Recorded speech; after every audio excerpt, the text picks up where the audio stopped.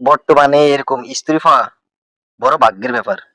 সবাই ভিডিওটি কেউ স্কিপ করবেন না, সম্পূর্ণ ভিডিওটি দেখবেন।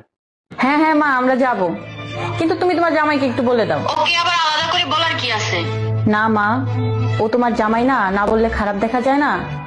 এই নাও, মা কথা বলবে। আসসালামু আলাইকুম মা, ভালো আছেন আপনি? হ্যাঁ হ্যাঁ, তোমরা চলে এসো। রেখে দিল, ব্যস্ত আছে হয়তো। দাঁড়াও, ফোন দিচ্ছি আমি। আবার কি হলো? শোনো মা, তোমার বাড়ির অনুষ্ঠান তুমিই পালন করো তোমার আত্মীয়দের নিয়ে, আমরা যাচ্ছি না। এমন করে কেন বলছো? হয়তো মা ব্যস্ত আছে। দেখেছিস তো, ও ঠিক বুঝেছে আমি ব্যস্ত আছি। তুই একটু বেশি বেশি করিস। বিয়ে হয়ে গেছে তো তাই নিজেকে অনেক বড় মনে করছিস।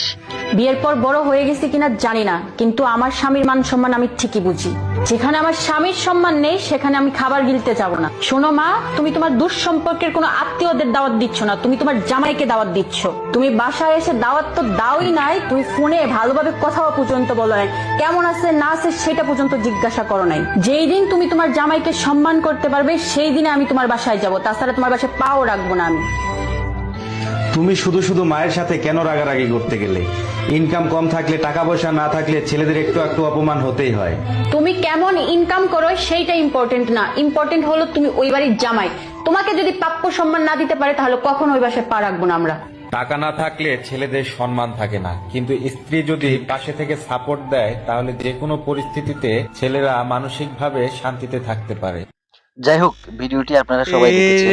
ভিডিওটা কেমন লাগলো আর এরকম মেয়ে বর্তমানে পাওয়া খুব ভাগ্যের ব্যাপার। যদিও কারো এরকম মেয়ে আপনার জীবনে এসে থাকে তাহলে আপনি অনেক ভাগ্যবতী, তার কোনো তুলনা হবে না। লাকি আপনি, লাকি। কেমন হলো ভিডিওটা অবশ্যই শেয়ার করে কমেন্ট করে বলে যাবেন। ভালো লাগবে। যাই হোক, কেমন লাগলো ভিডিওটা অবশ্যই কমেন্ট করে জানাবেন।